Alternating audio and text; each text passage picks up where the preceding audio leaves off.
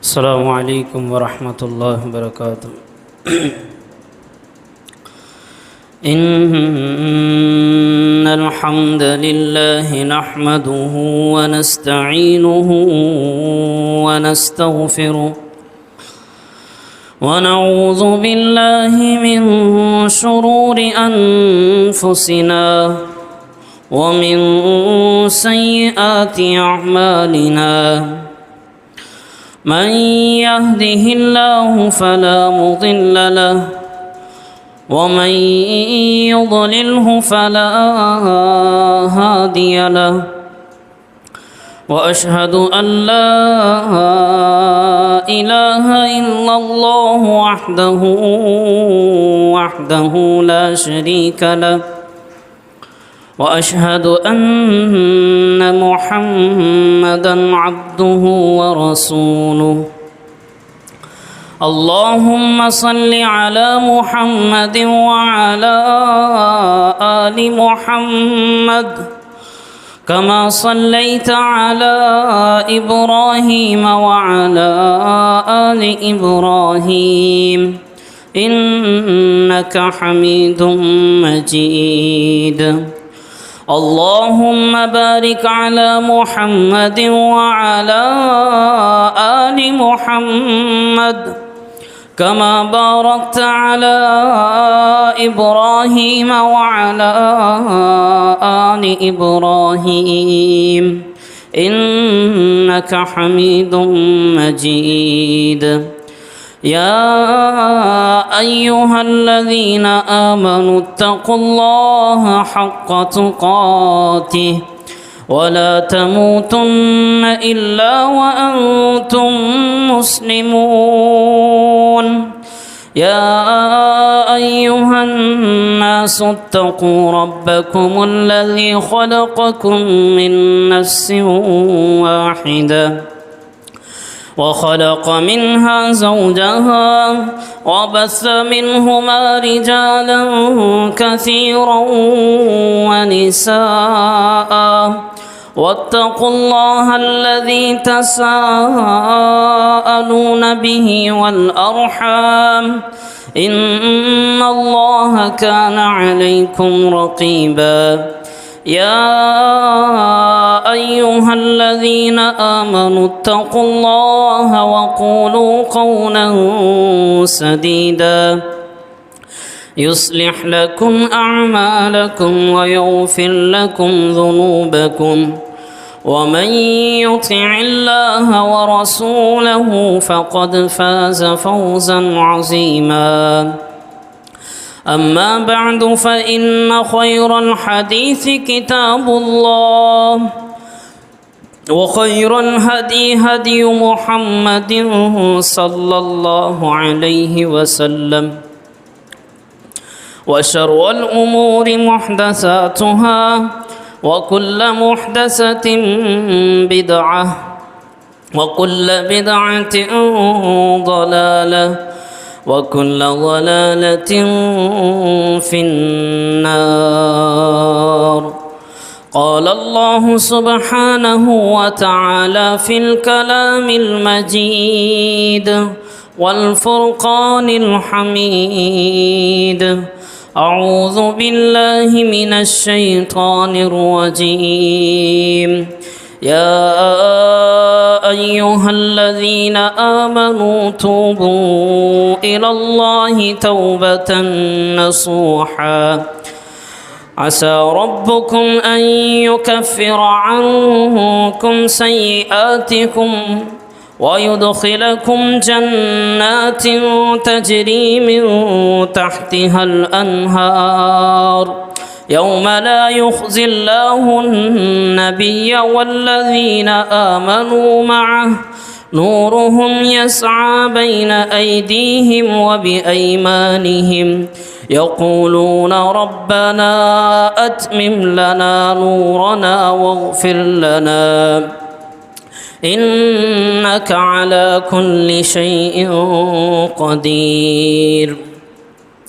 رب اشرح لي صدري ويسر لي أمري واحلل عقدة من لساني يفقهوا قولي رب زدني علما رب زدني علما رب زدني فهما صدق اللہ العظیم۔ ہر قسم کی حمد و ثنا، تعریفات، تسبیحات اللہ مالک الملک کے لیے لائق اور زیبا ہے، جو رب تعالیٰ پوری کائنات کا پالنے والا خالق، مالک، رازق، بابرکت ذات ہے۔ تبارک الذی بیدہ الملک، بابرکت ہے وہ ذات جس کے ہاتھوں میں بادشاہی ہے۔ وَهُوَ عَلَى كُلِّ شَيْءٍ قدیر، اور وہ ہر چیز پر قدرت رکھنے والی ذات ہے۔ درود و سلام ہو امام الانبیاء، امام کائنات جناب محمد الرسول اللہ صلی اللہ علیہ وسلم کی ذات اقدس پر۔ انا ارسلناک شاہدا ومبشرا ونذیرا، کہ بے شک ہم نے محمد صلی اللہ علیہ وسلم آپ کو خوشخبری سنانے والا اور ڈرانے والا بنا کر بھیجا ہے، اور بے شمار لا تعداد رحمت نازل فرمائے اللہ رب العالمین صحابہ اکرام رضوان اللہ علیہم مجمعین پر۔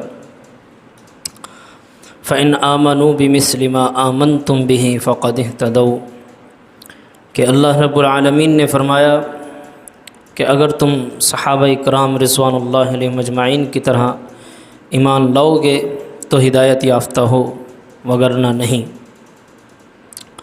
محترم بھائیو،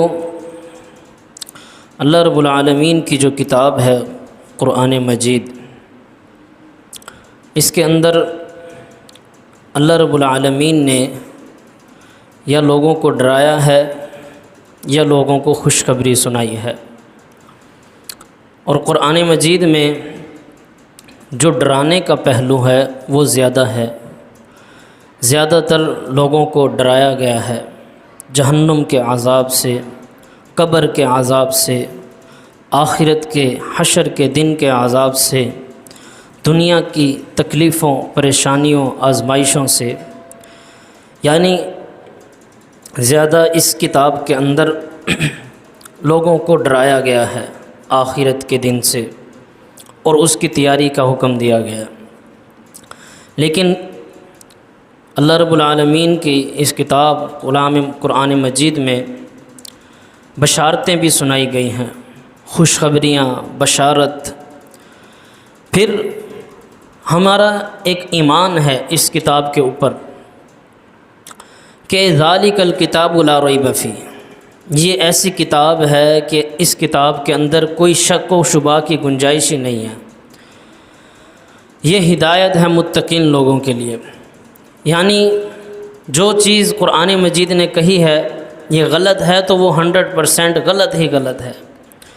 بھلے آج صرف اور صرف مسلمان نہیں بلکہ غیر مسلم بھی بھلے جن چیزوں کو آج نہیں مانتے، ایک وقت آئے گا کہ وہ بھی مان جائیں گے، لیکن ان کے ماننے نہ ماننے سے ہمیں کوئی فرق نہیں پڑنا چاہیے کہ یہ چیز سائنسدانوں نے ثابت کر دی ہے اس لیے ہم اس پہ ایمان لاتے ہیں، اور یہ چیز سائنسدان ابھی تک ثابت نہیں کر سکے لہٰذا اس کے اوپر ہمارا ایمان نہیں ہے۔ یہ چیز نہیں ہونی چاہیے، بلکہ ہمارا دو ٹوک ایک فیصلہ ہونا چاہیے کہ جو اللہ رب العالمین کی کتاب نے ہمیں کہہ دیا وہ 100% ٹھیک اور درست بات ہے۔ آج کا جو ہمارا موضوع ہے وہ توبہ اور استغفار کے متعلق ہے۔ جیسا کہ میں نے آپ کے سامنے اس بات کو رکھا ہے کہ اللہ رب العالمین نے اس کتاب میں لوگوں کو ڈرایا بھی ہے اور ڈرانے کا پہلو زیادہ ہے، لیکن دوسری طرف رحمت، مغفرت، بخشش، نجات، اللہ کے غفور الرحیم ہونے کے واقعات، یہ ساری چیزیں بھی قرآن مجید کے اندر موجود ہیں۔ پچھلے دنوں میں تقریباً ہم آخرت کے متعلق، حشر کے متعلق، ان چیزوں کے متعلق پڑھتے رہے ہیں، لیکن جیسا کہ ہم سب بھائی جانتے ہیں رمضان المبارک کا آخری جمعہ ہے اور اس کی آخری گھڑیاں چل رہی ہیں۔ اس کے اندر ہمیں اللہ رب العالمین کے قریب سے قریب تر ہو جانا چاہیے۔ رمضان المبارک کا ہم پہ یہ اثر ہونا چاہیے کہ اب یہ رمضان کی بابرکت رحمتوں والی، مغفرت والی، جہنم سے نجات والی گھڑیاں ہم سے دور ہو رہی ہیں۔ اب یہ وہ وقت ہے کہ ہم اللہ رب العالمین کے غفور الرحیم ہونے کا فائدہ اٹھا لیں، اللہ رب العالمین کے رحمان ہونے کا فائدہ اٹھا لیں، اللہ رب العالمین کے رحیم اور کریم ہونے کا فائدہ اٹھا لیں۔ اور وہ فائدہ کیسے اٹھا سکتے ہیں کہ ہم اللہ رب العالمین کے قریب ہو جائیں، ہم اللہ رب العالمین کے آگے سجدہ ریز ہو جائیں۔ جناب محمد الرسول اللہ صلی اللہ علیہ وسلم کا فرمان ہے، آپ صلی اللہ علیہ وسلم نے فرمایا کہ بندہ سجدے کی حالت میں اپنے رب کے سب سے زیادہ قریب ہوتا ہے۔ تو ہم ان گھڑیوں میں اللہ کے آگے سجدہ ریز ہوں، یا اللہ میں تیرا گناہ گار بندہ، میں تیرا سیاہ کار بندہ، یا اللہ مجھ سے غلطیاں ہوئی ہیں، مجھ سے گناہ ہوئے، مجھ سے خطائیں ہو گئی، اے اللہ تو مجھے معاف فرما دے۔ اللہ رب العالمین کے آگے سجدہ ریز ہونے کا وقت ہے یہ، اور یہ وقت ہمیں دوبارہ ملے نہ ملے اس کی کوئی گارنٹی نہیں ہے کہ یہ وقت ہمارے پاس دوبارہ بھی آئے گا، یہ لمحات اور یہ گھڑیاں دوبارہ بھی آنے والی ہیں۔ پھر یہ بابرکت دن جمعے کا دن، اس کے بارے میں تو محمد الرسول اللہ صلی اللہ علیہ وسلم کا فرمان ہے کہ اس دن میں ایک ایسی گھڑی ہوتی ہے کہ جس میں تم اپنے رب سے جو بھی دعا مانگو اللہ رب العالمین اس کو قبول فرماتا ہے۔ اور پھر دعا ہاتھ اٹھا کر اللہ سے مانگنا یہ خود ایک بہت بڑا عمل ہے۔ کوئی بھی دعا ہے، آپ نے بھلے دل میں ہی کیوں نہیں مانگی، اگر آپ نے ہاتھ اٹھائے بڑی اچھی بات، اگر آپ نے دل میں ہی کیوں نہیں مانگی، اللہ کی قسم کوئی ایسی دعا نہیں ہے اس زمین پر جو اللہ رب العالمین نہ سنتا ہو۔ ہر ایک دعا کو اللہ سنتا ہے، کیونکہ نحن اقرب الیہ من حبل الورید۔ اور پھر اس دعا کا فائدہ کیا ہوتا ہے؟ دعا کا کبھی نقصان تو ہوتا ہی نہیں، ہمیشہ فائدہ ہی فائدہ ہے۔ جب بندہ اپنے رب کے آگے دعا کے لیے ہاتھ اٹھاتا ہے، جناب محمد الرسول اللہ صلی اللہ علیہ وسلم کا فرمان ہے، اللہ رب العالمین یا تو ہاتھ اٹھانے والے کی دعا کو فوراً قبول فرماتے ہیں کہ اس نے گناہوں سے بخشش مانگی، اللہ نے اس کو فوراً بخش دیا، اس نے اللہ سے اولاد مانگی، اللہ نے اس کو فوراً اولاد دے دی، اس نے اللہ سے مال مانگا، اللہ نے اس کو فوراً مال عطا کر دیا۔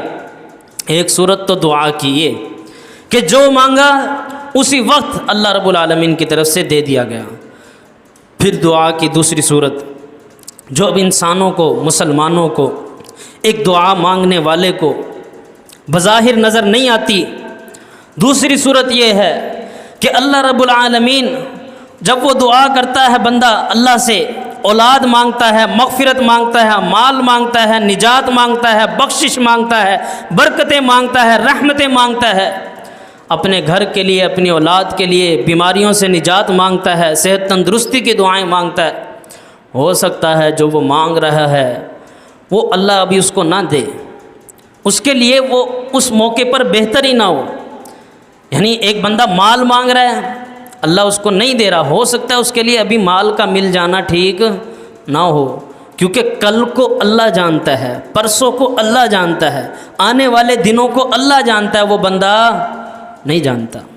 تو اللہ ہو سکتا ہے اس کی جو مانگنے والی جو وہ دعا مانگ رہا ہے وہ اس کو نہ ملے، لیکن اس دعا کا فائدہ پھر یہ ہوتا ہے، ہاتھ ایسے خالی نہیں جاتے، ہاتھ اللہ خالی نہیں لوٹاتا۔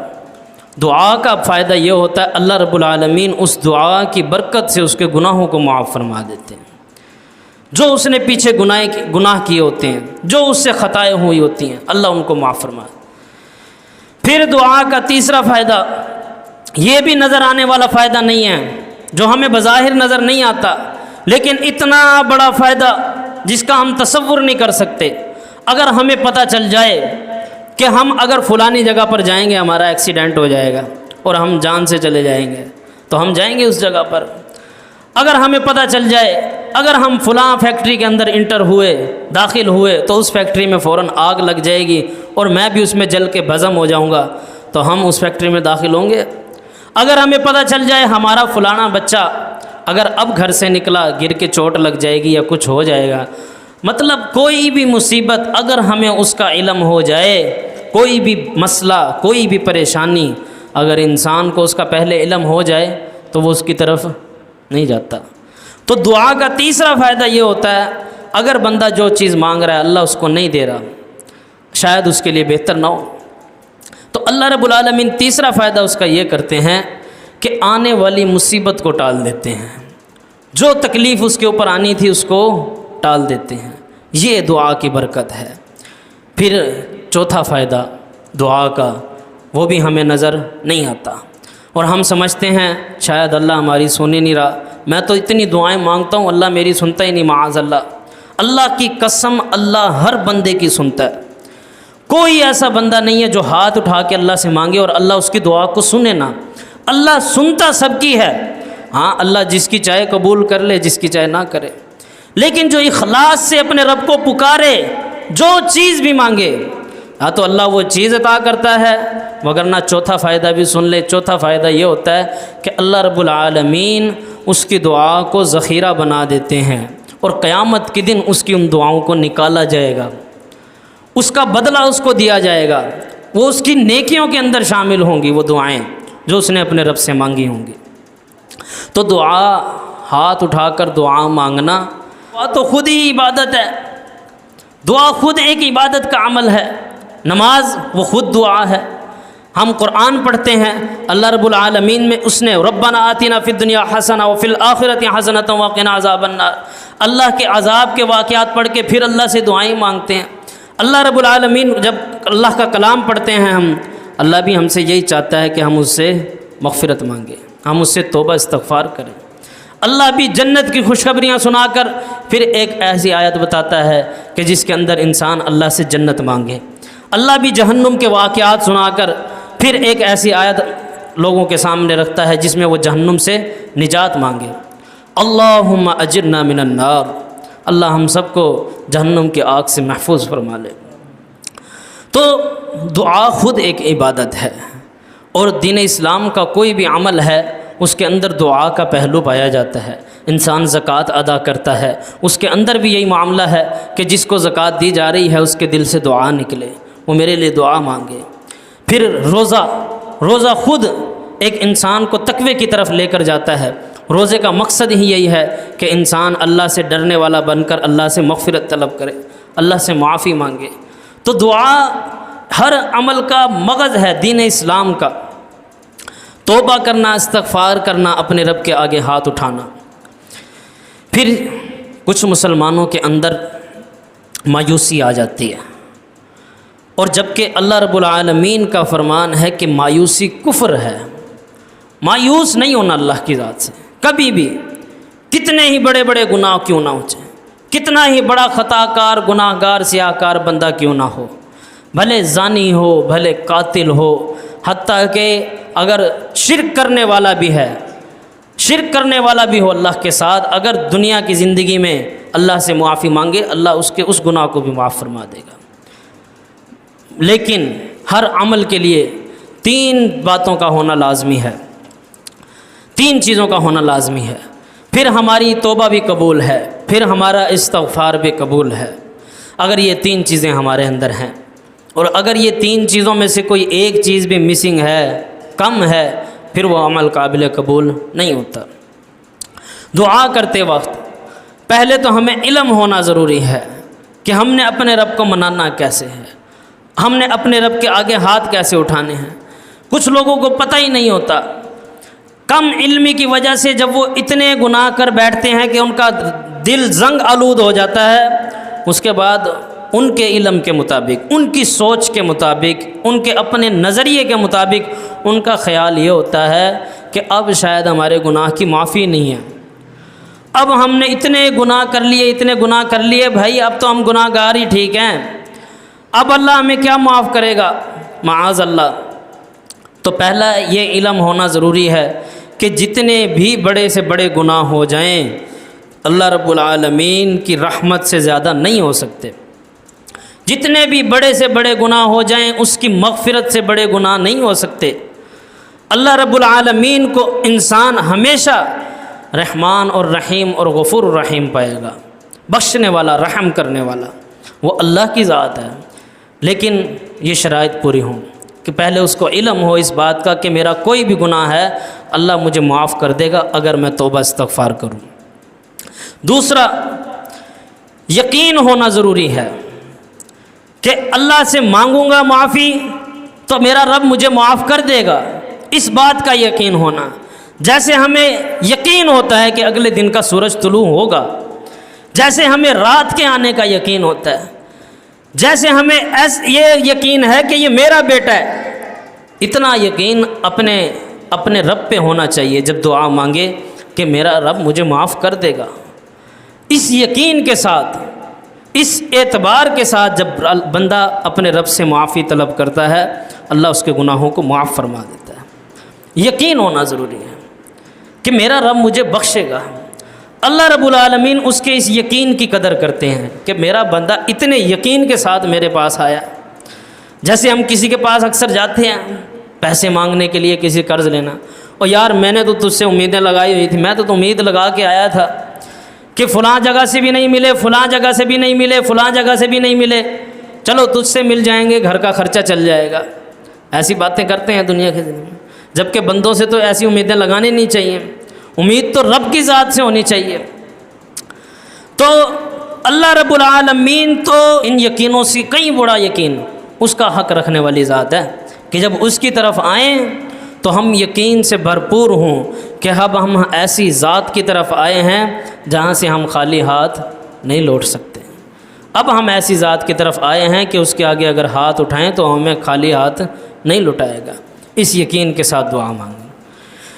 پھر کئی بندوں کو تیسری چیز جو ہے، کئی بندوں کو علم بھی ہوتا ہے کہ ایسے معافی مانگی جاتی ہے، ایسے توبہ کی جاتی ہے، ایسے استغفار کیا جاتا ہے، یقین بھی ہوتا ہے لیکن عمل نہیں ہوتا، عمل نہیں کرتے، وہ ہاتھ اٹھا کے اپنے رب سے مغفرت نہیں مانگتے کہ اے اللہ ہمیں معاف کر دے۔ تو علم کا، یقین کا اور عمل کا، ان تینوں چیزوں کا ہونا ضروری ہے۔ اگر ہم میں سے کوئی بھی بڑے سے بڑا گناہ گار بندہ ہے، سیاہ کار ہے، خطا کار ہے، اللہ کی قسم اگر ان تین چیزوں کے ساتھ اپنے رب کی طرف آئے کہ اس کو علم بھی ہو، اس کو یقین بھی ہو اور اس کا عمل بھی درست ہو، تو اللہ رب العالمین اس کو بخش دیں گے، اس کو معاف فرما دیں گے۔ اللہ رب العالمین نے اس کا ذکر کچھ سورۃ تحریم میں بھی فرمایا ہے، جو میں نے آپ کے سامنے شروع میں آیت تلاوت کی، یا ایھا الذین آمنوا، اے لوگو جو ایمان لائے ہو، توبو الی اللہ توبۃ نصوحا، اپنے رب سے توبہ کرو سچی پکی توبہ کہ اے اللہ یہ گناہ مجھ سے ہو گیا، مجھے معاف فرما دے، آج کے بعد میں اس گناہ کو نہیں کروں گا، ایسی توبہ۔ اگر یہ توبہ کرتا ہے عسیٰ ربکم ان یکفر عنکم، ہو سکتا ہے اللہ تمہارے سارے کے سارے گناہوں کو معاف فرما دے، کوئی تمہارا گناہ رہے ہی نہ۔ یار وہ گناہ جو ہم نے اتنی غفلتوں میں کیے، اتنے سال کرتے رہے، ڈر ڈر کر، کبھی ماں باپ کے خوف سے، کبھی بہن بھائیوں کے خوف سے، کبھی گھر والوں کے ڈر سے، ان سے چھپا چھپا کر جو گناہ ہم کرتے رہے، اور وہ گناہ جو ہم نے دیواروں کے پیچھے کیے، وہ گناہ جو ہم نے راتوں کو کیے، وہ گناہ جو ہم نے دن کی روشنیوں میں کیے، اور وہ گناہ جو ہم نے کاروبار میں کیے، اتنے گناہ جس کا ہم تصور نہیں کر سکتے۔ ہماری نیکیاں اتنی ہونی چاہیے تھی جن کا ہم شمار نہ کر سکتے، لیکن ہمارے گناہ اتنے ہیں کہ جن کو ہم شمار نہیں کر سکتے۔ اللہ فرما رہا ہے کہ ان سب کے سب گناہ یہ جو تم نے کیے، جان بوجھ کر کیے، انجانے میں کیے، یا ایھا الذین آمنوا، اے لوگو جو ایمان لائے ہو، کلمہ پڑھ کے مسلمان ہوئے، توبوا الی اللہ توبۃ نصوحا، اللہ کے آگے آؤ، توبۃ نصوحا، سچی پکی توبہ کرو اللہ سے۔ اللہ رب العالمین عسیٰ ربکم ان یکفر عنکم سیئاتکم، عین ممکن ہے، ہو سکتا ہے اللہ رب العالمین تمہارے سب کے سب گناہوں کو معاف فرما دے۔ آج کون نہیں چاہتا میرے گناہ معاف ہوں؟ پھر وَيُدْخِلَكُمْ جَنَّاتٍ تَجْرِي مِن تَحْتِهَا الْأَنْهَارُ، اور تمہیں ایسے باغات میں یعنی جنت میں داخل فرما دے جس کے نیچے سے نہریں بہتی ہیں۔ یہ بھی ایک توبہ کا فائدہ۔ تو اللہ رب العالمین کی طرف بندے کو آنا چاہیے، استغفار کرنا چاہیے۔ مایوسی تو کسی بھی وقت ہونی ہی نہیں چاہیے۔ بندہ سمجھتا ہے شاید اب میری مغفرت نہیں ہو سکتی، اب میں نے اتنے بڑے گناہ کر دیے کہ اب میری معافی ہو ہی نہیں سکتی۔ جو بندہ یہ سوچ لیتا ہے اور پھر اپنے رب سے معافی مانگتا ہی نہیں، ایسا بندہ اللہ رب العالمین ایسے بندے کو بخشیں گے ہرگز نہیں۔ تو یہ ایک یوں سمجھ لیں جو ایک مثال دی جاتی ہے، تلوار سے زیادہ تیز اور بال سے زیادہ باریک، یہ وہ معاملہ ہے کہ اللہ کا ڈر بھی اتنا ہونا چاہیے کہ میرے جو گناہ ہیں کہیں اللہ مجھے پکڑ نہ لے، اور دوسری طرف اللہ کی رحمت سے بھی مایوس نہیں ہونا، اس کی بخشش سے بھی مایوس نہیں ہونا کہ اللہ غفور الرحیم بھی ہے، اس کے درمیان کھڑے رہنا ہے۔ اس لیے حضرت عمر بن خطاب رضی اللہ تعالیٰ عنہ نے کیا خوبصورت بات فرمائی تھی، فرمایا کہ اگر کل قیامت کے دن اللہ رب العالمین یہ اعلان فرمائے کہ سب کے سب لوگ جنت میں داخل کر دیے جائیں گے، جتنے بھی دنیا کائنات میں لوگ، لیکن ایک بندہ ہے کہ میں اس کو پکڑ کے جہنم میں ڈالوں گا، تو عمر بن خطاب رضی اللہ عنہ فرماتے ہیں مجھے اللہ کا اتنا ڈر ہے کہ میں سمجھوں گا کہ وہ بندہ میں ہی ہوں کہ جس کو اللہ رب العالمین اٹھا کے جہنم میں ڈالے گا، جس کو عذاب دے گا۔ مجھے اللہ کا اتنا ڈر ہے کہ کہیں اللہ مجھے نہ پکڑ لے۔ اور اگر اللہ رب العالمین فرمائے کہ میں پوری کی پوری کائنات کو جہنم میں ڈال دوں گا لیکن ایک بندے کو میں جنت میں ڈالوں گا، تو مجھے اللہ سے امید بھی اتنی ہے کہ انشاءاللہ وہ بندہ بھی میں ہوں گا جس کو اللہ رب العالمین جنت میں داخل فرمائے۔ تو یقین کا اور خوف کا یہ معیار ہونا چاہیے کہ اللہ کا ڈر بھی اتنا کہ گناہ کرتے ہوئے انسان کے ہاتھ کانپ جائیں، اور جب وہ گناہ ہو بھی جائے تو اللہ رب العالمین کو بندہ غفور الرحیم بھی اس قدر جانے، رحمان اور رحیم، کہ اللہ کے آگے اگر میں ہاتھ پھیلاؤں گا اللہ مجھے خالی ہاتھ نہیں لوٹائے گا۔ تو یہ یقین کی کیفیت ہونی چاہیے، دونوں طرف یقین قائم اور دائم ہونا چاہیے کہ وہ اللہ کی ذات ہے، میرے گناہ کچھ نہیں، اگر میں معافی مانگوں میرا رب مجھے معاف فرما دے گا۔ پھر اسی مایوسی کو ختم کرنے کے لیے محمد الرسول اللہ صلی اللہ علیہ وسلم کا فرمان سنیں۔ آپ صلی اللہ علیہ وسلم کیا فرماتے ہیں؟ فرمایا کلو بنی آدم خطاء، آدم کا ہر بیٹا خطا کار ہے۔ آدم علیہ السلام کی جتنی بھی اولاد، قیامت کی دیواروں تک آنے والے انسان، سب کے سب خطا کار ہیں، گناہ گار ہیں، سیاہ کار ہیں۔ ہر کسی سے کوئی نہ کوئی غلطی ہوتی ہے، کوئی نہ کوئی گناہ ہو جاتا ہے، غلطی سے پاک کوئی بھی نہیں ہے۔ کسی کے گناہ تھوڑے، کسی کے گناہ کم، کسی کے گناہ زیادہ کثیر۔ تو اللہ رب العالمین کا کوئی بھی بندہ ایسا نہیں ہے جو ہر قسم کی گناہ، ہر قسم کی غلطی، ہر قسم کی خطا سے پاک ہو۔ وَخَيْرُ الْخَطَّائِينَ التَّوَّابُونَ، لیکن آپ صلی اللہ علیہ وسلم نے فرمایا کہ بہترین خطا کار وہ ہے، بہترین گناہ گار وہ ہے جس سے گناہ ہو جائے، غلطی ہو جائے، خطا ہو جائے، لیکن وہ پھر اپنے رب کے آگے ہاتھ اٹھا کر اپنے رب سے معافی طلب کرے، اپنے رب سے بخشش مانگے کہ اے اللہ مجھے معاف فرما دے۔ یہ بہترین خطا کار ہے۔ تو خطا ہو جانا، غلطی ہو جانا، گناہ ہو جانا یہ بڑی بات نہیں ہے، لیکن اس غلطی، اس گناہ، اس خطا کو خطا سمجھنا ہی نہ، اس غلطی اور گناہ اور خطا پہ ڈٹ جانا یہ بڑی غلطی ہے، کہ انسان غلطی کو غلطی نہ سمجھے، گناہ کو گناہ ہی نہ سمجھے، خطا کو خطا ہی نہ سمجھے، اللہ سے مغفرت ہی نہ مانگے، یہ بڑی غلطی ہے اس غلطی سے جو اس سے ہوئی ہے۔ تو گناہ کا ہو جانا، غلطی کا ہو جانا بڑی بات نہیں ہوتی، لیکن اللہ سے توبہ نہ کرنا، استغفار نہ کرنا یہ بڑی غلطی ہے، یہ گناہ کی بات ہے، یہ خطا کی بات ہے کہ اللہ سے مانگنا چھوڑ دے بندہ، کہ اللہ کے آگے جھکا جائے کہ یا اللہ ہم تیرے بندے ہیں، ہم کچھ بھی نہیں ہیں، ہم گناہ گار ہیں، ہم خطا کار ہیں، اللہ ہمیں معاف فرما دے۔ اب اگلی حدیث سنیں، صحیح مسلم کی حدیث ہے، اور ہے بھی بخاری مسلم کی حدیث۔ اس کے اندر کوئی شک و شبہ کی بھی گنجائش نہیں ہے۔ وہ حدیث کیا ہے؟ وہ بھی یہ مایوسی ختم کرنے کے لیے ہے کہ کوئی بندہ یہ نہ سمجھے کہ اگر گناہ ہو گیا تو معافی نہیں ہو سکتی، خطا ہو گیا تو معافی نہیں ہو سکتی۔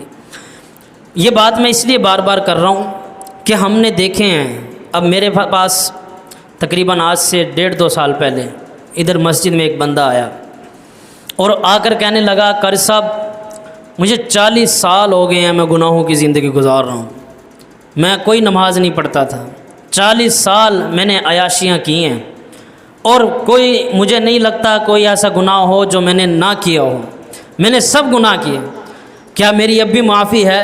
اب میں اللہ کی طرف رجوع کرنا چاہتا ہوں۔ تو ایسے لوگ بھرے پڑے ہیں۔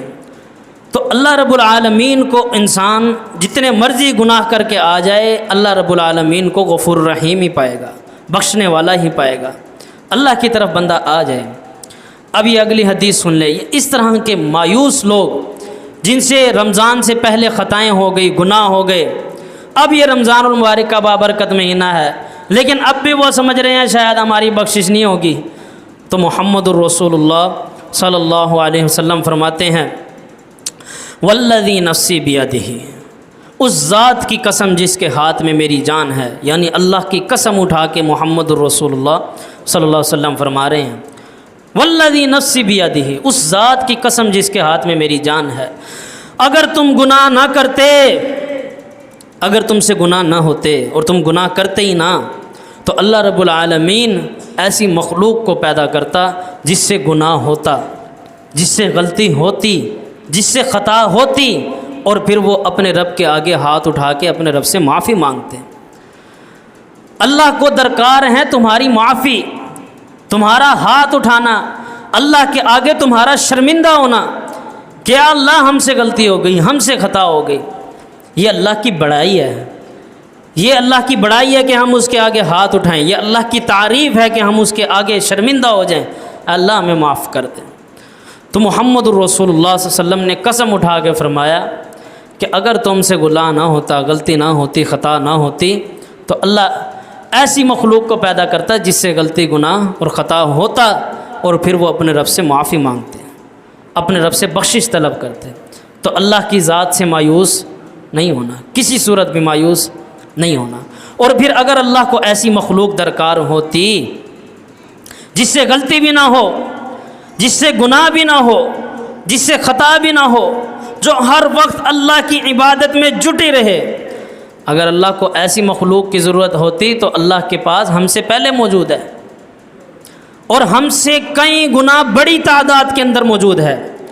اور وہ مخلوق فرشتے، اللہ کے فرشتے جن سے کبھی کوئی غلطی نہیں ہوتی، جن سے کبھی کوئی گناہ نہیں ہوتا، کوئی خطا نہیں ہوتی، ہم سے زیادہ طاقتور، ہم سے زیادہ عبادت گزار، اور ہر وقت کان لگائے ہوئے اللہ کے فرمان پر کہ کب اللہ کا حکم آئے اور ہم اس کو بجا لائیں، اللہ کے پاس موجود ہے۔ تو محمد الرسول اللہ صلی اللہ علیہ وسلم کا فرمان سنیں، اس مخلوق کی تعداد بھی کتنی ہے۔ اگر اللہ کو یہی سب چاہیے ہوتا، اس مخلوق کی تعداد، آپ صلی اللہ علیہ وسلم کا فرمان ہے جیسے زمین پہ بیت اللہ ہے، اسی کی سید میں آسمانوں پر بیت المعمور ہے۔ جیسے یہاں مسلمان بیت اللہ کا طواف کرتے ہیں، فرشتے اس بیت المعمور کا طواف کرتے ہیں، لیکن فرق یہ ہے یہاں انسان سال میں بھلے 365 دن ہے اور 365 مرتبہ بیت اللہ جائے اور آئے اور چکر لگا کے آ جائے، لیکن آسمانوں پہ جو بیت المعمور ہے، محمد الرسول اللہ صلی اللہ علیہ وسلم کا فرمان ہے جو فرشتہ ایک بار چکر لگا لے، جو فرشتہ ایک بار چکر لگا لے، قیامت تک دوبارہ اس کی باری نہیں آئے گی۔ اتنی بڑی تعداد ہے فرشتوں کی۔ تو اگر اللہ کو ایسی مخلوق چاہیے ہوتی جس سے غلطی ہو ہی نہ، خطا ہو ہی نہ، گناہ ہو ہی نہ، تو اللہ کے پاس موجود ہے۔ اللہ کو انسانوں کی کیا ضرورت تھی؟ اللہ کو ایسی مخلوق چاہیے تھی جس کے اندر غلطی ہو جانے کا امکان ہو، گناہ ہو جانے کا امکان ہو، وہ پھر بھی گناہوں سے بچے، غلطی سے بچے، خطاؤں سے بچے، لیکن بچتے بچتے آخر جب اس سے گناہ ہو جائے، غلطی ہو جائے، خطا ہو جائے، پھر وہ اپنے رب کی طرف آئے، پھر وہ اپنے رب کے آگے ہاتھ اٹھائے اور کہے اے اللہ میں اب تیرا بندہ ہوں، غلطی ہو گئی، گناہ ہو گیا، اللہ خطا ہو گئی، معاف فرما دے، مجھے بخش دے۔ اللہ کو ایسی مخلوق چاہیے تھی، اس لیے اللہ رب العالمین نے انسانوں کو فائدہ فرمایا۔ تو اللہ رب العالمین ہر طرح سے انسان سے یہی چاہتے ہیں کہ وہ اپنے رب کے آگے ہاتھ اٹھانے والا بن جائے۔ پھر توبہ اور استغفار کے اللہ رب العالمین نے فائدے بھی بڑے رکھ دیے ہیں۔ اللہ رب العالمین نے پہلا فائدہ جو قرآن مجید میں توبہ استغفار کرنے والوں کا بیان فرمایا ہے کہ اللہ رب العالمین محبت کرتے ہیں ایسے بندوں سے جو اللہ رب العالمین سے توبہ کرتے ہیں۔ ان اللہ یحب التواب الرحیم، کہ بے شک اللہ رب العالمین ایسے لوگوں کو محبوب رکھتے ہیں جو اپنے رب سے توبہ اور استغفار کرتے ہیں۔ تو اگر بندہ چاہتا ہے کہ میں اللہ کا محبوب بن جاؤں، اور کون نہیں چاہتا کہ وہ اللہ کا محبوب بن جائے، کہ اللہ اس سے محبت کرنے لگ جائے، تو اس کو چاہیے کہ وہ اپنے رب سے توبہ استغفار کرے۔ پھر آگے اگلی جو آیت ہے اس کے اندر 4 سے 5 فائدے توبہ اور استغفار کے بتائے گئے ہیں۔ ہم اکثر آج کل ہمارا جو مسئلہ چلتا رہتا ہے عام طور پہ لوگوں کا، وہ ہے رزق کا، مال کا، کہ ہمارے گھر میں مال کی تنگی ہے، رزق کی تنگی ہے، اس کا حل بارش کا نہ آنا، اس کا حل اولاد کا نہ ہونا، اس کا حل، ان ساری چیزوں کا حل ایک ہی آیت میں اللہ رب العالمین نے بتا دیا۔ حضرت عمر بن خطاب رضی اللہ عنہ کے دور میں کچھ لوگ آئے آپ کے پاس اور بارش کی دعا کے لیے کہا کہ بارش نہیں آ رہی کئی دن سے، آپ اللہ سے دعا کر دیں کہ اللہ رب العالمین بارش نازل فرما دے۔ عمر بن خطاب رضی اللہ عنہ نے سب لوگوں کو لیا ساتھ، باہر آئے، اور جو ایک انداز ہے بارش کی دعا مانگنے کا، اس کے اندر عمر بن خطاب رضی اللہ عنہ نے استغفار ہی کیا، توبہ ہی مانگی اللہ سے، استغفار کرتے رہے، استغفار کرتے رہے، اور استغفار کرنے کے بعد واپس چلے گئے۔ پھر بعد میں لوگ گئے، انہوں نے کہا اے عمر بن خطاب رضی اللہ عنہ، ہم نے تو آپ سے بارش کی دعا کے لیے کہا تھا، آپ اپنے رب سے استغفار کر کے آ گئے ہیں۔ تو عمر بن خطاب رضی اللہ عنہ نے فرمایا کہ میں نے اس طریقے سے دعا مانگی ہے جس طریقے سے بارش ہو جاتی ہے، میں نے ویسے دعا مانگی ہے جیسے بارش آ جاتی ہے۔ اور پھر یہ آیت پڑھی فَقُلْتُ اسْتَغْفِرُوا رَبَّكُمْ إِنَّهُ كَانَ غَفَّارًا يُرْسِلِ السَّمَاءَ عَلَيْكُمْ مِدْرَارًا، اگر تم اللہ سے استغفار کرو گے اللہ رب العالمین آسمان سے موسلادھار بارش نازل فرمائے گا، رحمتوں والی بارش، نقصان دہ نہیں، برکتوں والی بارش۔ تو اگر کسی کو بارش چاہیے وہ اللہ رب العالمین سے استغفار کرے، یہ ایک راستہ ہے۔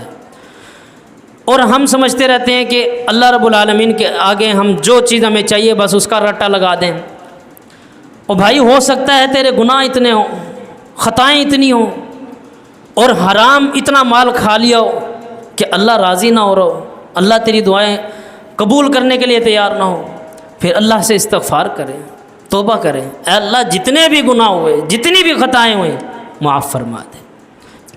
یرسل السماء علیکم مدرارا، استغفار کی پہلی برکت، وَيُمْدِدْكُمْ بِأَمْوَالٍ، اور تمہارے مال میں بھی اللہ اضافے کر دے گا۔ جو بندہ جس کے پیچھے ساری زندگی بھاگتا رہتا ہے کمانے کے لیے، اس مال کے اندر بھی اگر اضافہ چاہیے تو استغفار کرو۔ یہ بھی مال کے اندر برکت چاہیے، کاروبار میں برکت چاہیے، اس کے لیے بھی بہترین وظیفہ ہے استغفر اللہ، اللہ سے بخشش مانگنا، اللہ سے بخشش طلب کرنا، اے اللہ مجھ سے جو گناہ ہوئے انہیں معاف فرما دیں۔ وَيُمْدِدْكُمْ بِأَمْوَالٍ وَبَنِينَ، اگر بیٹے چاہیے تب بھی استغفار، کسی کی اولاد نہیں ہے استغفار، اللہ رب العالمین سے استغفر اللہ استغفر اللہ استغفر اللہ، اے اللہ مجھے بخش دے۔ اتنے بڑے بڑے فائدے، اور پھر سب سے بڑا فائدہ یہ تو دنیا کے فائدے، وَيَجْعَلْ لَكُمْ جَنَّاتٍ، اللہ تمہیں ایسے باغات دے گا، وَيَجْعَلْ لَكُمْ أَنْهَارًا، اور تمہارے لیے نہریں بھی چلا دے گا، یہ بھی استغفار کی برکت سے ہے۔ تو یہ سب کی سب چیزیں اگر چاہیے تو یہ آیت بندہ یاد کر لے۔ फ़क़ुल्तु अस्तग़फ़िरू रब्बकुम इन्नहु काना गफ़्फ़ारा युरसिलिस समाअ अलैकुम मिदरारा, तुम्हारे लिए आसमान से मूसलाधार बारिशें बरसाएगा। वयुमदिदकुम बिअम्वालिन व बनीन, तुम्हारे मालों में भी इजाफ़ा कर देगा, तुम्हें बेटे भी अता करेगा। वयजअल लकुम जन्नातिन वयजअल लकुम अनहारा, और ऐसे बागात भी देगा जिनके अंदर आसानी से नहरें बह सकें। ये सारी की सारी बरकतें अल्लाह रब्बुल आलमीन के आगे हाथ उठाकर तौबा इस्तग़फ़ार करने से मिलती हैं, जिनसे वो सब के सब लोग महरूम हैं जो अपने रब से इस्तग़फ़ार नहीं करते। फिर तौबा इस्तग़फ़ार का फ़ायदा एक और वो भी सुन लें। तौबा और इस्तग़फ़ार से अल्लाह रब्बुल आलमीन बड़े से बड़ा, बड़े से बड़ा, बड़े से बड़ा गुनाह क्यों ना हो उसको भी माफ़ फरमा देते हैं। ये भी तौबा इस्तग़फ़ार की बरकत है कि कोई इंसान कातिल है, कोई इंसान ज़ानी है, कोई इंसान मुशरिक है, कितना ही बड़ा गुनाह क्यों ना हो, अगर अपने रब से सच्ची पक्की तौबा करे कि अल्लाह मैं ये गुनाह दोबारा नहीं करूँगा, अल्लाह उसके उस गुनाह को भी माफ़ फरमा देंगे। फिर अल्लाह रब्बुल आलमीन तौबा करने वाले से खुश होते हैं, और इतना खुश होते हैं, वो हदीस भी अपने कानों से समाअत फरमा लें। अल्लाह रब्बुल आलमीन किस कदर खुश होते हैं जब बंदा अपने रब के आगे हाथ उठाता है। हम यही चाहते हैं ना, हमारा रब हमसे राज़ी हो जाए, खुश हो जाए। सब रोज़े रखने का मकसद, ये तकलीफ़ें उठाने का मकसद, ये भूखा प्यासा रहने का मकसद, ये नमाज़ें पढ़ने का मकसद, सुबह फजर के लिए उठना, वज़ू करना, ये सब की सब चीज़ें किस लिए? अल्लाह राज़ी हो जाए। और अगर अल्लाह खुश हो जाए, वो अमल हमें पता चल जाए जिससे अल्लाह खुश हो, वो अमल सुन ले। जनाब मोहम्मद रसूलुल्लाह सल्लल्लाहु अलैहि वसल्लम का फरमान है, एक बंदा ऐसे रेगिस्तान में अपने ऊँट के साथ, जिस ऊँट के ऊपर बहुत सा सामान भी लदा हुआ है, उसके साथ रेगिस्तान में जाता है और थोड़ी देर के लिए लेट जाता है, सो जाता है। उसका जो वो ऊँट था जिसके ऊपर सारा माल लदा हुआ था, वो ऊँट उसका गुम जाता है। जब उसकी आँख खुलती है, दाएं बाएं, आगे पीछे, मशरिक मगरिब, शमाल जनूब, सब जगह देखता है, ऊँट नहीं मिलता। रेगिस्तानी इलाका है। अब वो कहता है यहाँ इतना जलील होकर मरने से बेहतर है मैं इधर ही सो जाता हूँ, आँख लगेगी मुझे मौत आ जाएगी। अब वो मरने के लिए लेट जाता है और सो जाता है कि मुझे यहीं पड़े पड़े मौत आ जाए, क्योंकि ऊँट वापस नहीं आने वाला। और जो अरब के लोग हैं उनको इस बात का पता है कि ऊँट कभी भी वफ़ादार नहीं होता। आप जितने मर्ज़ी साल उसको पाल लें, वो वफ़ादार नहीं होगा। इसीलिए मोहम्मद रसूलुल्लाह सल्लल्लाहु अलैहि वसल्लम का फरमान भी है ना इस बारे में, कि आपने फरमाया, हाफिज़ कुरान के बारे में फरमाया कि उसकी मिसाल ऐसे है जैसे ऊँट की लगाम पकड़ी हो, कि अगर उसको ज़रा सा भी ढीला छोड़ेगा तो वो निकल जाएगा। इसी तरह हिफ्ज़ की मिसाल है, उसको ढीला छोड़ोगे वो जहन से निकल जाएगा। तो ऊँट वफ़ादार नहीं हुआ करता, ऊँट भाग जाता है, निकल जाता है। आप उसको 50 साल भी पालें, उसके बाद भी अगर आपने उसको छोड़ दिया, उसने निकल जाना है। उसको पता है मैंने कहाँ से खाना पीना है। वो इंसानों का मोहताज नहीं रहता फिर। बहरहाल फिर वो तो 30-30 दिन अपने अंदर पानी भी स्टोर कर लेता है, उसको ये भी टेंशन नहीं होती।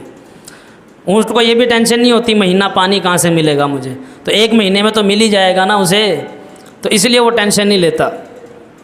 बहरहाल मैं ये बात कर रहा था, अब उसका ऊँट गायब हो गया, वो लेट गया कि मरने के इंतज़ार में कि मुझे मौत आ जाएगी। जब उसकी आँख खुलती है तो वो देखता है उसका ऊँट खड़ा हुआ है, उसके ऊपर माल भी लदा हुआ है, सब का सब सामान भी मौजूद है। अब वो इतना खुश होता है, इतना खुश होता है कि वो ये ज़ुबान से कह बैठता है, ऐ अल्लाह तू मेरा बंदा मैं तेरा रब। कहना ये चाहता है, ऐ अल्लाह मैं तेरा बंदा तू मेरा रब, लेकिन ज़ुबान से खुशी की हालत में ये कह बैठता है, ऐ अल्लाह तू मेरा बंदा मैं तेरा रब। तो आप सल्लल्लाहु अलैहि वसल्लम फरमाते हैं, जिस कदर वो बंदा खुश होता है अपनी दोबारा सवारी मिलने पे, इससे भी ज़्यादा अल्लाह रब्बुल आलमीन की ज़ात खुश होती है उस बंदे से जो उसके आगे हाथ उठा के दुआ मांगता है। अल्लाह से अगर अल्लाह की मोहब्बत चाहिए, अगर अल्लाह को खुश करना चाहते हो कि अल्लाह तुम्हें देख के खुश हो जाए, तो अल्लाह के आगे हाथ उठा के तौबा करो, इस्तग़फ़ार करो। ये भी इस्तग़फ़ार की बरकत है।